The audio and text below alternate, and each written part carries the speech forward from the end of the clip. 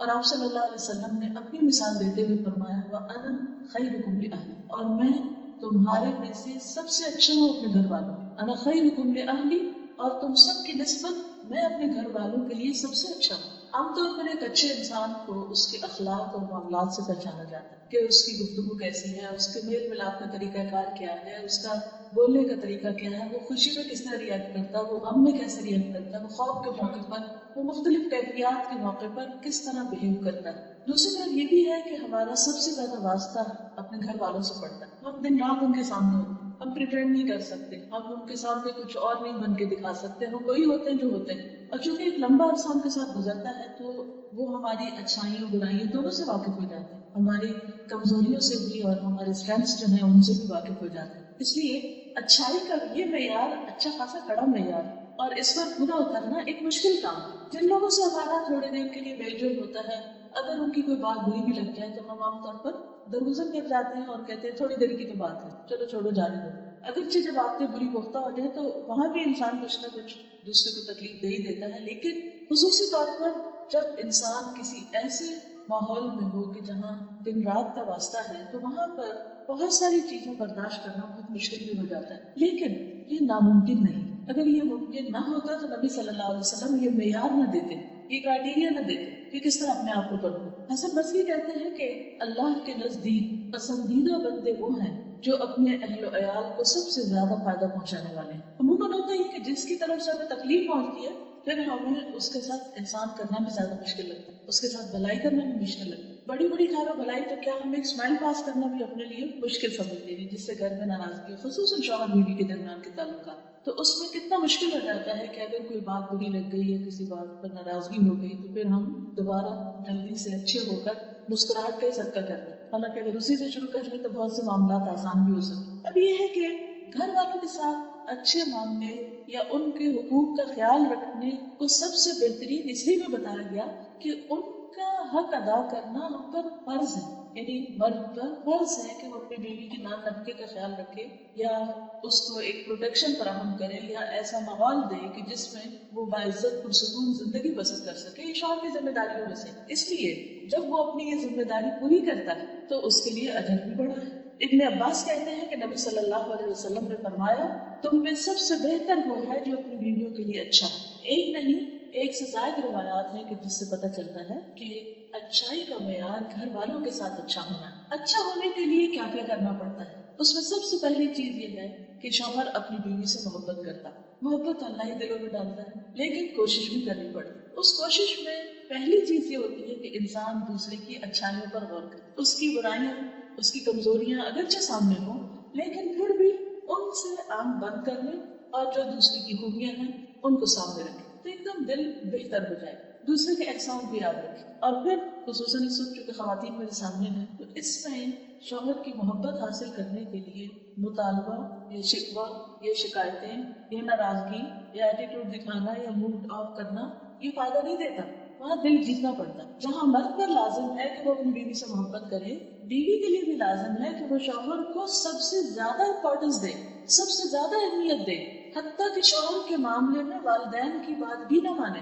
شوہر کا درجہ اتنا بڑا ہے، خرابی کہاں سے ہوتی؟ صرف ایک طرف سے نہیں ہوتی، دونوں طرف سے ہوتی۔ بعض اوقات ہم اپنے کسی دکھ درد کو لے کے بیٹھے ہوتے کہ ہمارا فلاں مطالبہ پورا نہیں ہوا یا ہم نے کہا تھا چیز لانے کے لیے کرنے کے لیے وغیرہ وغیرہ تو وہ نہیں ہماری بات مانی گئی، یا یہ ہے کہ ہماری بے عزتی کر دی گئی ہمارے پیرنٹس کے سامنے یا بہن بھائیوں کے سامنے، یا کوئی بھی شکایت ہو سکتی، شکایت کے 100 پہلو، یہ سب تو اپنی جگہ، لیکن حقیقت یہ ہے اس کے باوجود ان چیزوں کو درگزر کر انسان اگر تھوڑی دیر کے لیے ان کو کنٹرول کر لے، جیسے شفا کے لیے کڑوی دوا بعض اوقات بہت ناگزیر ہو جاتی ہے، اسی طرح باہمی تعلقات کو اچھا کرنے کے لیے ایسی باتوں کو پی جانا بہت فائدہ دیتا ہے، اس سے انسان کی قدر اور زیادہ بڑھ جاتی ہے۔ اس لیے تالی دونوں ہاتھوں سے بجتی ہے، دونوں کو ہی ایک دوسرے کی قدر کی ضرورت ہے، لیکن شوہر اگر اس معاملے میں پہل کر لے کیونکہ وہ قوام ہے، اس نے گھر کا نظام درست کرنا تو معاملات جلد درست ہو سکتے، زیادہ بہتر ہو سکتے۔ اور پھر اس معاملے میں ہم دیکھتے ہیں کہ نبی صلی اللہ علیہ وسلم کا اسوہ حسنہ کیا ہے۔ عمرو بن العاص کہتے ہیں کہ میں نے نبی صلی اللہ علیہ وسلم سے دریافت کیا کہ آپ کو سب سے زیادہ محبت کس سے؟ فرمایا عائشہ سے۔ سچ بولا اور اس محبت کا اظہار بھی کیا۔ تو انہوں نے پھر پوچھا کہ مردوں میں سے کس سے؟ تو آپ نے فرمایا اس کے والد سے. اس کے بعد انہوں نے مزید بھی پوچھا تو آخر میں وہ کہتے ہیں کہ اس سے اچھا تھا میں یہ سوال نہ ہی کہتا، کیونکہ آپ صلی اللہ علیہ وسلم نے تو اس معاملے میں بالکل جو درست بات تھی، جو اپنی درست فیلنگ تھی وہ بتائی. اچھا بعض اوقات ہم سب یہی کرتے ہیں کہ اگر کسی سے محبت ہو بھی تو ہم اس کو ظاہر نہیں کرتے، اس کو بتاتے نہیں، اس کو کنوے نہیں کرتے، جس کے نتیجے میں دوسرا شخص ساری زندگی بعض اوقات غلط فہمی کا شکار رہتا ہے. کچھ لوگوں پر یہ بہت بھاری ہوتا ہے کہ وہ اپنی زبان سے یا قلم سے یہ کہہ دے کہ میں آپ سے محبت کروں، حالانکہ اس میں کیا جاتا ہے، لیکن شاید اس وجہ سے بھی نہیں کہہ پاتے کہ ہوتی نہیں یا وہ آتی جاتی ہے. لیکن اس میں انسان کو ایکسپریسو ہونا بہت ضروری ہے، اور اپنے ایسے جذبات کا اظہار اگر انسان پبلکلی بھی کر دے تو کوئی حرج نہیں ہوتا، کیونکہ نبی صلی اللہ علیہ وسلم نے سب کے سامنے یہ بات فرمائی. حضرت عائشہ کہتی ہے کہ رسول اللہ صلی اللہ علیہ وسلم قبرستان بقیع سے واپس تشریف لائے تو میرے سر میں درد تھا.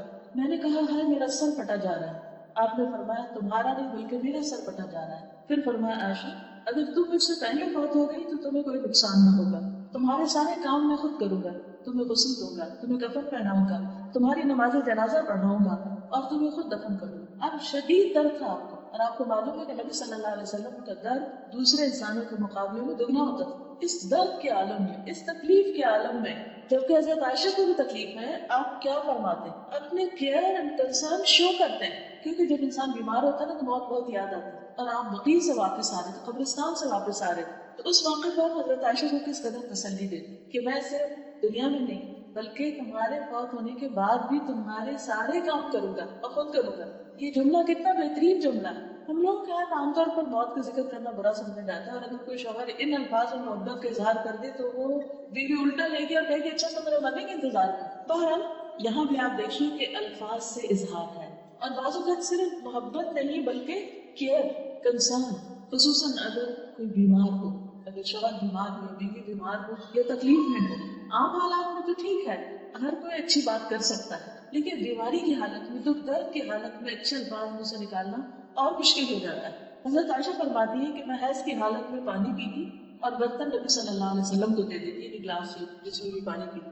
آپ اسی جگہ سے منہ رکھ کر پانی پیتے جہاں سے میں نے منہ رکھ کر پانی پیا ہوتا. یہ بھی محبت کے اظہار کا ایک طریقہ ہے. میں ہڈی سے گوشت کھا کر نبی صلی اللہ علیہ وسلم کو دے دیتی، یہ گوشت میں کھا لیتی، ہڈی آپ کو دے دیتی، آپ اسی جگہ سے کھاتے جہاں سے میں نے کھایا ہوتا. یہ محبت کے چھوٹے چھوٹے انداز ہیں، جسٹرز ہیں کہ جس سے باہم ایک بانڈنگ سمجھ میں آتی ہے، نظر آتی. پھر محبت میں یہ نہیں کہ کبھی کبھار انسان چند ڈائلاگ بول دے، بلکہ دوسرے کو کیئر کنسرن کے علاوہ ٹائم بھی دے. وقت دینا ایک بہت اہم چیز ہے. کتنے بھی مصروف ہو، کیا ہم میں سے کوئی کہہ سکتا ہے کہ میری مصروفیت پر نبی صلی اللہ علیہ وسلم سے بھی زیادہ؟ نعوذ باللہ، کوئی بھی نہیں. لیکن اس کے باوجود آپ دیکھیے کہ آپ صلی اللہ علیہ وسلم اپنے گھر میں وقت دیا کرتے تھے، اور آپ کی ایک سے زائد ازواج تھی، اور آپ روزانہ ہر ایک کو وزٹ کرتے. تھوڑی دیر کے لیے سوچیے، اگر آپ کو دن میں 9 لوگوں کے پاس جانا پڑے تو کیا حال ہے؟ جا کے اسے صرف اتنا ہی پوچھیں کہ کیا حال ہے، کیسی. امپاسبل. ایک عام انسان تو اپنے ایک گھر کا خیال نہیں کر سکتا، کیونکہ ازواج کے چیمبرز الگ الگ تھے. پھر اسی طرح یہ ہے کہ خوشی کے موقع پر، تفریح کے موقع پر بھی خیال رکھتے. حضرت عائشہ کہتی ہے کہ ایک مرتبہ عید کے دن رسول اللہ صلی اللہ علیہ وسلم کے سامنے کچھ حبشی کرتب دکھا رہے تھے، کھیل کھیل رہے تھے. میں نبی صلی اللہ علیہ وسلم کے کندھے پر سر رکھ کر انہیں جھانک کر دیکھنے لگی، ابھی پبلک کی جگہ. تو نبی صلی اللہ علیہ وسلم نے اپنے کندھے میرے لیے جھکا دیے کہ اور آسانی ہو جائے. میں آپ کے کندھوں پر سے انہیں دیکھتی رہی، اور جب دل بھر گیا تو واپس آ گئی. تو آپ نے مجبور بھی کیا کہ نہیں تو ادھر ہی کھڑے ہو، آزادی بھی دی، اور جب وہ پاس کھڑے ہو کر دیکھنا چاہتی تھی تو اتنی دیر فیسلٹی بھی دی، آسانی بھی فراہم کی. کتنے مواقع ایسے ہوتے ہیں کہ ہم لوگ ایز اے فیملی گھروں سے باہر جاتے ہیں. وہ اصل ٹیسٹ کا وقت ہوتا ہے جب آپ کسی پکنک پر ہوں یا کسی ایسی جگہ پر ہوں، تو اس موقع پر عموماً مشکل ہو جاتی ہے کیونکہ ہر ایک تھک جاتا ہے، یا کوئی پھر اپنی مرضی سے بیٹھنا اٹھنا چاہتا ہے، کھانا چاہتا ہے، نہیں کھانا چاہتا. بعض اوقات ہم دوسرے کو بہت مجبور کر دیتے کہ نہیں جو ہم چاہیں ویسا تم کرو، اس کی زندگی کو کنٹرول کرنے لگتے ہیں. تو اس سے دوسروں کے لیے بڑی مشکل ہو جاتی ہے. محبت کا یہ مطلب نہیں ہوتا کہ کسی کو انسان پوزیس کر لے. یہ کانسیپٹ بہت غلط ہے کہ اس کی آزادی چھین لے. ہم کیا چاہتے ہیں محبت میں کہ بس جس شخص سے ہم نے محبت کر لی وہ ہمارا غلام بن جائے، وہ کھائے بھی ہماری مرضی سے، پیے بھی ہماری مرضی سے، اٹھے بھی بیٹھے بھی. ہمیں اگر ٹی وی دیکھنا ہے تو وہ لازمی ٹی وی دیکھے، اور اگر وہ ٹی وی دیکھنے میں ساتھ نہیں دے رہا تو پھر اس کا اسے محبت ہی نہیں. عام طور پر مردوں کو یہی شکایت ہوتی ہے، ان کو اخبار کا شوق ہوتا ہے، ٹی وی کا شوق ہوتا ہے، خبروں کا ہوتا ہے، دنیا بھر کی سیاست کا ہوتا ہے. عورتوں کے موضوعات سے عام طور پر دلچسپی نہیں ہوتی. تو پھر وہ بعض وقت یہ ہوتا ہے وہ کہتی ہے کہ جی کوئی کمپیٹیبلٹی نہیں، بیوی کو کچھ سمجھ نہیں. تو اس میں مردوں کو عورتوں کی ذات یا ان کے مزاج یا ان کے خیالات یا ان کی دلچسپیوں کا لحاظ رکھنا چاہیے. جس طرح یہاں ہم دیکھتے ہیں کہ نبی صلی اللہ علیہ وسلم کا. پھر اسی طرح حضرت عائشہ کہتی ہے کہ میں گڑیوں کے ساتھ کھیلتی تھی، میری سہیلیاں بھی آ جاتی ہیں اور میرے ساتھ کھیل کود میں شریک ہو جاتی ہیں، اور جو ہی وہ رسول اللہ صلی اللہ علیہ وسلم کو آتے دیکھتی تو چھپ جاتی. آپ انہیں پھر میرے پاس بھیج دیتے کہ وہ میرے ساتھ کھیلنے لگتے. اور آپ دیکھیے کہ کس قدر خیال رکھا جا رہا ہے بیوی کے شوق کا. کیونکہ حضرت عائشہ کم عمر تھی، اگرچہ وہ میچور بھی تھی، بہت سمجھدار تھی، بہت ذہین تھی، بہت سی باتیں بہت بچپن میں سیکھ گئی تھی، لیکن اس کے باوجود ابھی وہ بچی ہی تھی.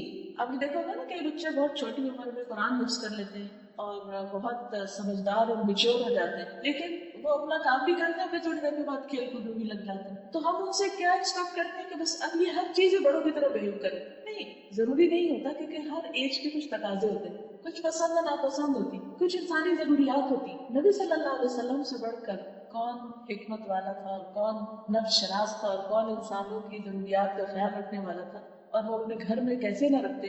ظاہر شوہر باہر سے آتا تو وہ کیا چاہتا ہے کہ بیوی اس کو توجہ دے، بیوی اس میں دلچسپی لے، لیکن آپ آ کر بیوی کی دلچسپی کو دیکھ رہے ہیں، اس میں وہ کھیل رہی ہے، اس کی دوست کے پاس ہے تو وہ ان کو پاس ہونا چاہیے. اس سے یہ بھی پتہ چلتا ہے کہ ایک عورت کو عام طور پر اپنی سہیلیوں میں، اپنی کلاس میٹس کے ساتھ، اپنے ہم عمر لڑکیوں کے ساتھ بات چیت گفتگو میں زیادہ مزہ آتا ہے بعض اوقات، یا وہ کہیں جانا چاہتی ہے یا کوئی سہیلی آنا چاہتی ہے تو بہت دفعہ شادی کے بعد گھروں میں لڑائی جھگڑے اس لیے بھی ہو جاتے ہیں کہ شوہر ان کو کہیں جانے نہیں دیتے، کسی سے بات نہیں کرنے دیتے. اتفاق سے آج ہی ایک خاتون میرے پاس آئی تھی تو کہنے لگی کہ میرے میاں شادی کے بعد 2 سال تک وہ نہ مجھے کہیں جانے دیتے، نہ فون پہ کسی سے بات کرنے دیتے. تو مجھے لگتا ہے کہ میں تو پاگل ہو جاؤں، یعنی کہ کسی فیمیل فرینڈ کو بھی نہیں آنے دیتے. بعض اوقات ایسا بھی ہوتا ہے کہ خصوصاً اگر بچیاں باہر کے ملک میں شادی ہو کر کبھی باہر سے ہی آئیں گے، وہاں نہ رشتے دار ہوتے ہیں نہ کوئی اور جان پہچان کے لوگ، ساتھ آس پاس بھی نان مسلم بعض اوقات نیبرہڈ میں ہوتے ہیں، ان کے کلچر میں بہت فرق ہوتا ہے، ان سے ملنا جلنا مشکل ہوتا ہے. انسان کی فطرت میں ہے کہ وہ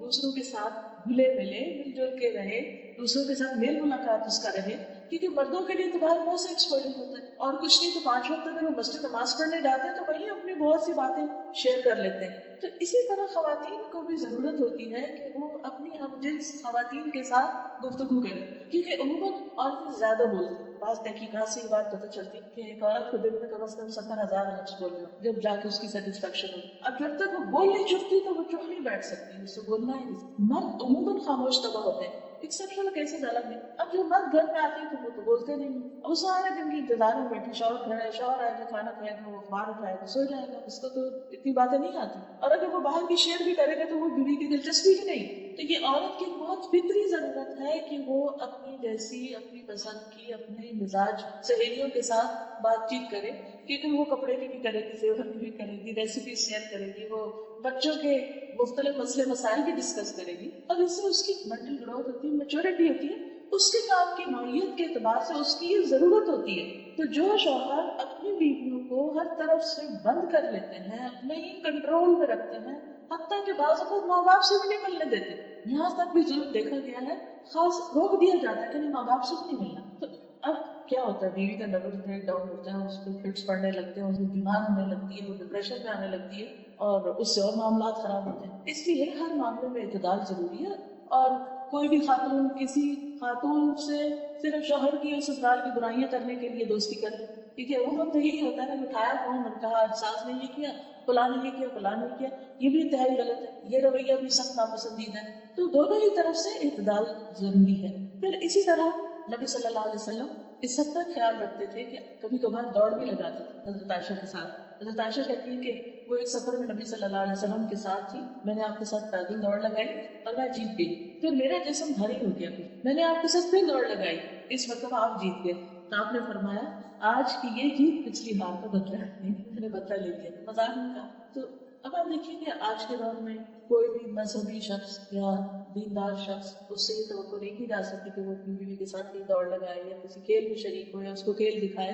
عموماً جب ہم دین کی طرف آتے ہیں تو ہم یہ سمجھتے ہیں کہ شاید دین صرف نماز روزے کا نام ہے اور یہ جو دنیا کے معاملات ہیں یہ شاید اس کا حصہ نہیں. حالانکہ اگر ان کو بھی حدود کے اندر رہ کے کیا جائے تو یہ بھی عبادت ہے, کیونکہ نبی صلی اللہ علیہ وسلم کی سنت کی پیروی میں ہوگی نا. پھر اسی طرح یہ ہے کہ نبی صلی اللہ علیہ وسلم حضرت عائشہ کے آرام کا بہت خیال رکھتے تھے, کیونکہ عموماً جھگڑے فساد لڑائیاں چھوٹی چھوٹی باتوں پر ہوتی. اگر آپ کسی سے پوچھیں نا کہ میاں سے لڑائی تو کس بات پر ہوئی, جو میرے پاس کوئی اس طرح کا معاملہ لے کر تو میں کہتی تھی کیا مسئلہ کیا تھا, اور آپ یقین کریے کہ 90% چھوٹی سی کوئی بات ہوتی ہے جس سے کوئی معاملہ خراب ہو جاتا ہے. مثلاً اگر بیوی سو رہی ہے اور شوہر نے گھر سے دروازہ بند کر دیا تو وہ اٹھتے ہی سو غصے میں بولنا شروع کر دے گی, وہ غصے میں بولے گا, نیند خراب ہوگی, اٹھ کے ایک طرف چلا جائے گا وہ دوسری طرف. تو یہ چھوٹے چھوٹے لڑائی جھگڑے جو ہیں کہ گھر کے ماحول کو خراب کر دیتے. حضرت عائشہ کہتی ہیں کہ نبی صلی اللہ علیہ وسلم میرے پاس میری باری کی رات میں تھے, آپ نے کروٹ لی اور اپنی چادر اوڑھ لی اور جوتے اتارے اور ان کو اپنے پاؤں کے پاس رکھ دیا اور اپنی چادر کا کنارہ اپنے بستر پر بچھایا اور لیٹ گئے,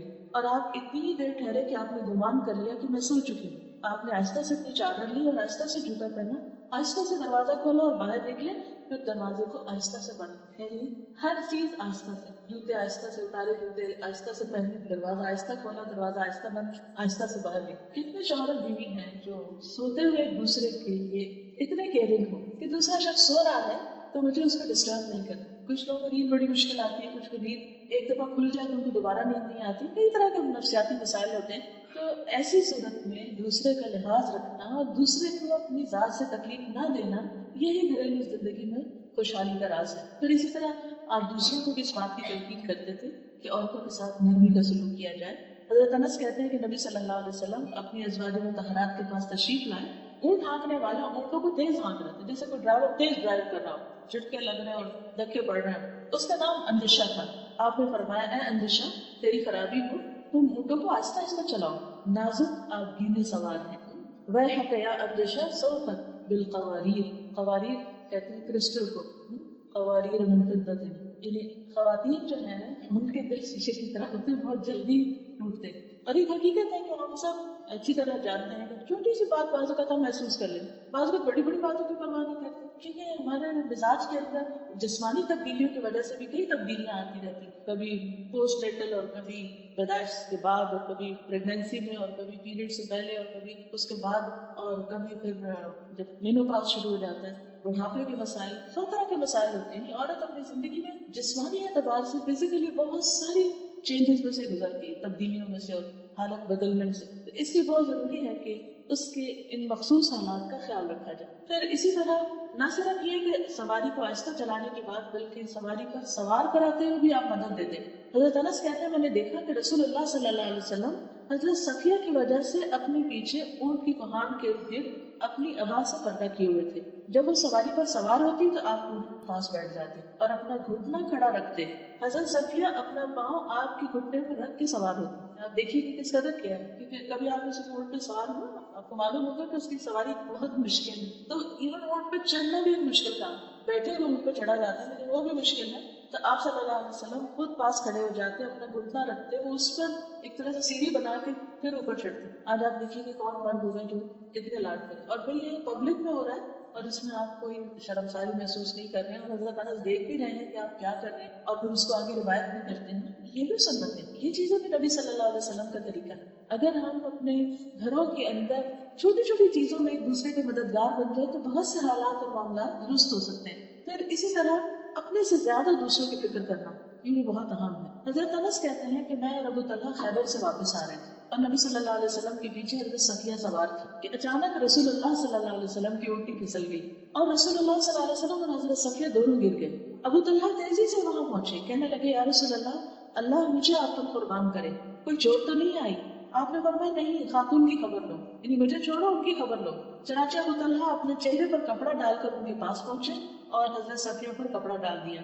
اس کے بعد سواری کو دوبارہ تیار کیا, پھر ہم سب سوار ہو گئے. پھر اسی طرح اہم مواقع پر آپ مشورہ بھی لیتے تھے, جیسے صلح حدیبیہ کے موقع پر حضرت ام سلمہ کے مشورے سے آپ نے اپنا احرام کھولا اور باقی صحابہ نے پھر آپ کو دیکھ کر احرام کھولا، کیونکہ آپ اس وقت بہت ڈسہارٹن تھے کہ آپ نے جب لوگوں سے کہا کہ تم اب اپنے احرام کھول ہم عمرے کے لیے نہیں جا سکتے، تو کوئی اپنی جگہ سے نہیں ہلا، کیونکہ کوئی ذہنی طور پہ تیار ہی نہیں تھا کہ اتنے 100 میل سے آئے ہیں ہم عمرہ کرنے اور عمرہ کیے بغیر ہم واپس کیسے جائیں۔ لیکن حضرت ام سلمہ کے پاس جب آپ نے جا کر لوگوں کے طرز عمل بیان کیا تو انہوں نے مشورہ دیا کہ آپ شروع کر لیجیے، آپ کو دیکھ کے باقی بھی کر لیں گے، اور واقعی ایسا ہوا، اور ایک بہت سنگین معاملہ جو تھا وہ آسان ہو گیا، حل ہو گیا۔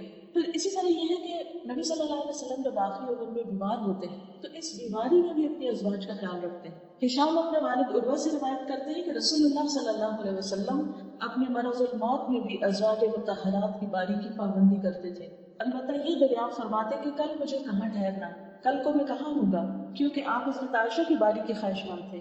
حضرت عائشہ فرماتی ہے کہ جب میرے یہاں قیام کا دن آیا تو آپ کو سکون ہو گیا، کیونکہ شاید اللہ کی طرف سے یہ حکم تھا کہ آپ وہیں پر ہی فوت ہوں گے اور وہیں پر دفنائے جائیں گے، اور پھر اللہ تعالیٰ نے ان کو یہ سعادت بخشی تھی۔ بہرحال پھر اسی طرح یہ ہے کہ جب آپ بیمار تھے تو اس سے پہلے رات کو سوتے وقت کا جو عمل ہے کہ اپنے ہاتھوں پر تینوں گل پڑھ کر سارے جسم پر خود انسان دم کرے، اپنے سہرے کو کرنا چاہیے، کیونکہ سوتے ہوئے انسان اپنے آپ سے دلاتی ہے، کوئی چیز آ کے کاٹ نہ جائے، کوئی چیز آ کے نقصان نہ دے، تو وہ ایک طرح سے پوری حفاظت ہو جاتی۔ تو جب نبی صلی اللہ علیہ وسلم بیمار ہوئے تو آپ حضرت عائشہ کو کہتے کہ وہ پڑھیں یا وہ آپ کے اوپر ہاتھ پھیریں۔ حضرت عائشہ کہتی ہے کہ نبی صلی اللہ علیہ وسلم اپنے گھر کے بعض بیماروں پر یہ دعا پڑھ کر دم کرتے اور اپنا دانا ہاتھ پھیرتے، اے اللہ لوگوں کو پالنے والے، تکلیف کو دور کر دے، اسے شفا دے، تو ہی شفا دینے والا ہے، تیری شفا کے سوا کوئی شفا نہیں، ایسی شفا کہ کسی قسم کی بیماری نہ رہ جائے۔ اب اس سے یہ پتہ چلتا ہے کہ آپ اپنے گھر والوں کے اوپر بیماری کے وقت میں ہاتھ پھیر کر دم کیا کرتے۔ اس کا کیا فائدہ؟ کیونکہ جو بیمار ہوتا ہے وہ ایک طرح سے اپنے آپ کو تنہا محسوس کرتا ہے، تکلیف میں محسوس کرتا ہے، تو ہاتھ کا جو ٹچ ہے اور ہاتھ پھیرنے جو ہے اس کے اوپر، یہ اس کے لیے باعث تسکین ہوتا ہے۔ حضرت عائشہ یہ کہتی ہے کہ رسول اللہ صلی اللہ علیہ وسلم کے گھر والوں میں سے جب کوئی بیمار ہوتا تو آپ معوذات پڑھ کر اس پر پھونک مارتے، پھر اسی طرح آپ گھر والوں کے لیے دعا بھی کرتے۔ حضرت عائشہ کہتی ہے کہ میں نے رسول اللہ صلی اللہ علیہ وسلم کو خوش طبیعت دیکھ کر کہا، اے اللہ کے رسول صلی اللہ علیہ وسلم میرے لیے اللہ تعالیٰ سے دعا کرتی، یعنی آپ میرے حق میں کوئی دعا کریں۔ آپ نے فرمایا، اے اللہ عائشہ کے پہلے اور پچھلے اور اعلانیہ اور وقفی سب گناہ بخش دے۔ اور خوشی سے عائشہ رضی اللہ تعالیٰ عنہ نے پھر ہنسنا شروع کر دیا، یہاں تک کہ ان کا سب حضور صلی اللہ علیہ وسلم کی گود میں جا پڑا، یعنی اس دعا سے وہ اتنی خوش ہوئی۔ اچھا بعض اوقات گھر والے ہم سے کوئی چھوٹی سی چیز کا مطالبہ کرتے ہیں اور ہم اتنے بزی ہوتے ہیں نا، بات بھی نہیں سنتے، اور خصوصاً جیسے بچے ہوتے ہیں نا کہ وہ کہتے ہیں کہ 1 منٹ کی بات، 1 منٹ کہتے ہیں جاؤ جاؤ ابھی نہیں وقت، پھر آنا، وہ چھوٹا سا کام کرتے کرتے ہم کہتے ہیں ابھی کام یاد آیا تو مجھے یہ کرنا، ہم تنگ آتے ہیں۔ تو ٹھیک ہے جب اسٹریس ہو تو کسی کو نہیں کو مطالبہ کسی کام کا کرنا چاہیے، لیکن ایک دوسرے کے لیے سامنے دعا کرنا، بول کے دعا کرنا، ایک دوسرے کے ساتھ ایک تعلق کو شو کرتا ہے۔ پھر اسی طرح حضرت عائشہ کہتی ہیں کہ رسول اللہ صلی اللہ علیہ وسلم نے حضرت فاطمہ کا ذکر کیا تو میں نے ان کے بارے میں کوئی بات کہی، اس پر آپ نے فرمایا کیا تم اس پر راضی نہیں کہ تم دنیا اور آخرت میں میری بیوی رہو؟ حضرت عائشہ نے عرض کیا کیوں نہیں؟ آپ نے فرمایا تم دنیا اور آخرت میں میری بیوی۔ پھر اپنے بعد ان کے لیے فکر مند ہوتے تھے۔ حضرت عائشہ کہتی ہے کہ رسول اللہ صلی اللہ علیہ وسلم اپنی بیویوں سے فرماتے کہ اپنے بعد مجھے تمہارے معاملات کی فکر پریشان کرتی کہ جب میں دنیا میں نہیں ہوں گا، چونکہ وہ دوبارہ شادی بھی نہیں کر سکتی تھی اور اکثر کے والدین بھی نہیں تھے، اور حضرت ام سلمہ کی اولاد تھی لیکن باقی سب کی تو اولاد نہیں تھی، تو فکر ہوتی تھی کہ ان کو کون لوک آفٹر کرے گا۔ فرمایا اور تم پر صبر کرنے والے ہی صبر کریں، یعنی تمہارے ساتھ اچھا سلوک کریں۔ لیکن ہم دیکھتے ہیں کہ ایک کے بعد ایک ازواج مطہرات نیکی کے کام کرتے، خیر اور بھلائی کے ساتھ وقت گزار کے دنیا سے رخصت ہوئے۔ پھر یہ کہ آپ اپنے ازواج کا نان نفقے کا خیال رکھتے تھے۔ حضرت عمر کہتے ہیں کہ بنو نذیر کے باغات وغیرہ ان اموال میں سے تھے جن کو اللہ تعالیٰ نے اپنے رسول کو بغیر لڑے دے دیا تھا۔ یہ اموال خاص طور سے رسول اللہ صلی اللہ علیہ وسلم کی تھی، جن میں سے آپ اپنی ازواج مطہرات کو سالانہ نفقہ کے طور پر بھی دیتے اور باقی ہتھیار اور گھوڑوں پہ خرچ کرتے تاکہ اللہ کے راستے میں جہاد کے لیے ہر وقت تیاری رہے۔ یعنی جو آپ کا مال تھا اس میں سے آپ نے سب کا باقاعدہ ایک طرح سے نفقہ مقرر کر رکھا تھا۔ اس سے پتہ چلتا ہے کہ شوہر چاہے بیوی کو روزانہ کچھ دے، چاہے ہفتہ وار دے، چاہے مہینے میں دے، چاہے سال میں دے، کچھ بھی دے، لیکن اس کی ذمہ داری ہے کہ وہ بیوی کی ضروریات کا خیال رکھے، اور اس میں کھانے کپڑے کے علاوہ بھی اس کی اپنی پسند سے کوئی چیز لینے کے لیے بھی اس کو اجازت دے۔ داؤد بن قیس کہتے ہیں کہ میں نے ازواج نبی کے حجروں کو دیکھا، یہ کھجور کی چھڑیوں کے تھے، گھاس وغیرہ سے ڈھکے ہوئے تھے، اور میرا خیال ہے کہ حجرے کی چوڑائی دروازے سے دیوار تک 6-7 ہاتھ ہوگی، لمبائی اندر سے 10 ہاتھ اور بلندی 7 اور 8 کے مابین یا اسی کے قریب، بس اتنے گھر تھے۔ پھر اسی طرح گھر والوں کے لیے اچھا ہونے کا مطلب صرف یہ نہیں کہ ان کو عیاشی کرائی جائے یا ان کے ساتھ صرف اچھا اخلاق برتا جائے، بلکہ ان کے ساتھ اچھا ہونے کا مطلب یہ کہ ان کی آخرت کی بھی فکر ہو۔ بعض اوقات ہم ان کی دنیا کا اتنا خیال رکھنے لگتے ہیں کہ پھر ان کی آخرت بھول جاتے ہیں۔ تو حقیقی خیر خواہ اور مخلص اپنے بچوں کا، اپنی بیوی کا وہی ہو سکتا ہے جو ان کی آخرت کی فکر کرے۔ ہم سب کو بھی اپنا اپنا جائزہ لینا چاہیے کہ ہم اپنے بچوں کی یا گھر والوں کی دنیا کے لیے تو بہت غمگین ہوتے ہیں، اس کی تو بہت فکر کرتے ہیں، لیکن عام طور پر آخرت کے بارے میں غافل ہو جاتے ہیں کہ وہ کس طرف جائے۔ اور کیوں؟ ہم کہتے ہیں نہیں یہ مائنڈ کریں گے، یہ برا نہ مان جائیں۔ اگر شادی شدہ اولاد ہو تو ہم کہتے ہیں کہ ہم سے میل ملاپ ہی نہ ختم کر دیں، آنا ہی نہ چھوڑ دیں، تو اس سے ہم ان کو نصیحت نہ کریں، بس ٹھیک ہے جس سال میں ہمیں اپنی شکل دکھاتے رہیں۔ نہیں، وہ ناراض ہو یا خوش ہوں، کچھ بھی ہوں، ان کی آخرت کی فکر کرنا ضروری ہے، لازم ہے، چھوٹے بھی ہوں تب بھی، بڑے بھی ہوں تب بھی، عمر کے ہر حصے میں ضروری۔ اور اس کے لیے آپ دیکھیں کہ نبی صلی اللہ علیہ وسلم نے جہاں نام رفع مقرر کیا وہاں گھر والوں کو قناعت کی عادت بھی ڈالی اور اس کے ساتھ جائز فرمائشوں کو پورا بھی کیا۔ حضرت جابر کہتے ہیں کہ رسول اللہ صلی اللہ علیہ وسلم نرم دل آدمی تھے، حضرت عائشہ جب بھی آپ سے کسی چیز کی فرمائش کرتی تو آپ اس کو پورا کر دیتے تھے۔ اور دوسری طرف یہ یاد رکھیے کہ حضرت عائشہ کی فرمائشیں کوئی ناجائز نہیں ہوتی تھی۔ کسی بھی عورت کو اپنے شوہر کی وسعت سے بڑھ کے اس سے فرمائش نہیں کرنی، جتنا وہ کماتا ہے جتنی اس کی وسعت ہے، کیونکہ جیسے نفقے کے علاوہ مہر کے بارے میں قرآن مجید میں کیا بتایا گیا، علی الموسع قدرہ وعلی المقتر قدرہ، وسعت والا اپنے اندازے کے مطابق خرچ کرے اور تنگ دست اپنے اندازے کے مطابق۔ پھر اسی طرح آپ دیکھیے کہ نبی صلی اللہ علیہ وسلم صرف ازواج نہیں بلکہ ان کی جو سہیلیاں تھیں ان کا بھی خیال رکھتے، خاص طور پر حضرت خدیجہ رضی اللہ تعالیٰ عنہ۔ حضرت عائشہ کہتی ہے کہ جب آپ بکری ذبح کرتے تو آپ فرماتے کہ اس کا گوشت خدیجہ کی سہیلیوں کو بھی بھیج دو، یعنی وہ تو دنیا میں نہیں، ان کی بہن ایک تو تھی حالہ، لیکن سہیلیوں کا بھی اپنا ایک مقام۔ والدین کے ساتھ صلہ رحمی میں سے ایک بات یہ ہے کہ والدین کے دوستوں کے ساتھ بھی اچھا سلوک کیا جائے۔ عام طور پر ہم جب بڑے ہو جاتے ہیں، اپنے مسائل اور بچے اور گھر بار شروع ہو جاتا ہے تو ہم ایسے رشتوں کو اور ایسے تعلقات کو بھول جاتے ہیں۔ ٹھیک ہے اگر قریب ہوں تو انسان زیادہ بھی دیکھ سکتا ہے، لیکن اگر دور دراز بھی ہوں، مثلاً آپ کسی خاص شہر میں گئے ہیں اور وہاں آپ کے والدین کے کوئی رشتے دار ہیں، دوست ہیں، تو آپ کو ان سے ملاقات کی کوشش کرنی چاہیے، بھلے سال میں ایک دفعہ، 5 سال میں ایک دفعہ، یا کبھی کبھار ہی، لیکن کوشش کرنی چاہیے، کیونکہ صلہ رحمی جو ہے وہ انسان کی عمر بڑھاتی ہے، انسان کے رزق میں برکت کا باعث ہے۔ حضرت انس کہتے ہیں کہ نبی صلی اللہ علیہ وسلم کے پاس کوئی چیز لائی جاتی تو آپ فرماتے فلاں عورت کو دے آؤ، جو حضرت خدیجہ کی سہیلی تھی، فلاں عورت کو دے آؤ، وہ خدیجہ سے محبت کرتی تھی۔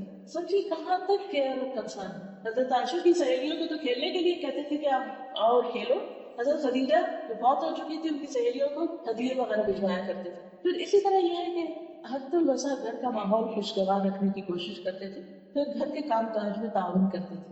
گھر والوں کے لیے انسان یا کسی کے لیے بھی بہتر اسی وقت ہو سکتا ہے جب وہ اس کے کاموں میں مددگار ہو۔ اگر کوئی شخص آپ کے کاموں میں آ کے الٹا رکاوٹ ڈال دے اور کہ مجھے آپ سے بہت محبت ہے لیکن وہ صاحب میرے پاس بیٹھے ہوئے کام کوئی نہ کرے، یہ کس قسم کی محبت ہے؟ یہ تو دشمنی جو محبت کے نام پہ کی جا رہی ہے، دوسرے کو بیکار کر کے رکھ دیا جائے۔ کیونکہ بعض لوگ جب آ جائے تو نہ وہ خود کچھ کرتے نہ کرنے دیتے۔ اس کے برعکس بہت سے لوگ ایسے ہوتے ہیں کہ جو دوسروں کا بہت خیال رکھتے ہیں اور ان کے کاموں میں لگ جاتے ہیں۔ نبی صلی اللہ علیہ وسلم حالانکہ مردوں کے اوپر فرض تو نہیں ہے کہ گھر کے کام کریں، لیکن وہ گھر آ کر آرام سے بیٹھ نہیں جاتے اور صرف آرڈر نہیں کرتے رہتے تھے، اچھا چائے لے آؤ، پانی لے آؤ، فلاں لے آؤ۔ بیوی کو خادموں کی طرح نہیں ٹریٹ کرتے تھے۔ اسود کہتے ہیں کہ میں نے حضرت عائشہ سے پوچھا نبی صلی اللہ علیہ وسلم اپنے گھر میں کیا کیا کرتے تھے؟ انہوں نے کہا آپ اپنے گھر کے کام کاج یعنی گھر والوں کی خدمت کیا کرتے تھے، اور جب نماز کا وقت ہوتا تو فوراً کام چھوڑ کر نماز کے لیے چلے جاتے۔ آپ دیکھیے کہ کچھ چیزیں ایسی ہوتی ہیں کہ جو کسی محبت بڑھانے یا اچھے تعلقات کے لیے اچھے بول، کھانا پینا مہیا کرنا، دوست احباب کے ساتھ میل جول، سوشلائزنگ، یہ سب چیزیں بھی، لیکن اس کے ساتھ ساتھ جو بہت اہم بات ہے کہ ضرورت کے وقت مدد بھی۔ ہمارے یہاں تو اگر کوئی مرد گھر میں تھوڑا سا بھی کام کرے تو وہ زنگ بلید کرانے لگتا ہے، یا پھر وہ کرتا ہی نہیں ہے کہ دوسرے کہیں گے کہ دیکھو ہم اپنے گھر میں تو نہیں کرتے، تو بیوی آئی تو سب کام کرنے لگتی ہے۔ کئی دفعہ لڑکے ماں باپ کو تو گرانٹیڈ لیتے ہیں، اور ماں باپ کی محبت بھی ایسی ہوتی ہے، کہتے ہیں اچھا تم بیٹھو میں خود ہی کر لوں، لیکن جب انسان کی شادی ہوتی ہے تو پھر ذمہ داریاں بیٹی کی بھی بڑھ جاتی ہیں، بیٹے کی بھی بڑھ جاتی ہیں۔ تو ایسی صورت میں اگر وہ اپنی کسی ذمہ داری کو پورا کرنے کے لیے بچے کو اٹھا لیا یا بیوی کا کوئی کام کر دیا یا اس کو باہر کہیں لے گیا یا اس کا کوئی خیال رکھا، تو دوسرے گھر والوں کو بھی اس کے اوپر تعاون کرنا چاہیے۔ ہمارے یہاں عام طور پر اس کو مائنڈ کیا جاتا ہے یعنی پاکستانی کلچر میں، تو یہ درست نہیں ہے۔ حضرت عائشہ سے کسی نے پوچھا کہ رسول اللہ صلی اللہ علیہ وسلم گھر میں ہوتے تو کیا کرتے تھے؟ انہوں نے کہا کہ نبی صلی اللہ علیہ وسلم بھی انسانوں کی طرح انسان تھے، وہ اپنے کپڑوں کو صاف کرتے تھے، بکری کا دودھ دھو لیتے اور اپنے کام خود کرتے۔ ایک اور روایت میں آتا ہے آپ جوتا سلائی کر لیتے، قمیض کو خود پیبند لگاتے اور فرماتے جس نے میری سنت سے اعراض کیا وہ مجھ سے نہیں۔ یعنی اس چیز کو بھی انہوں نے اپنی سنت بتایا کہ اپنا کپڑا استری کر لیں یا اپنے کپڑے نہانے کے بعد فرش پر پھینکنے کی بجائے واشنگ باسکٹ میں ڈالیں۔ یہ چھوٹے چھوٹے کام عموماً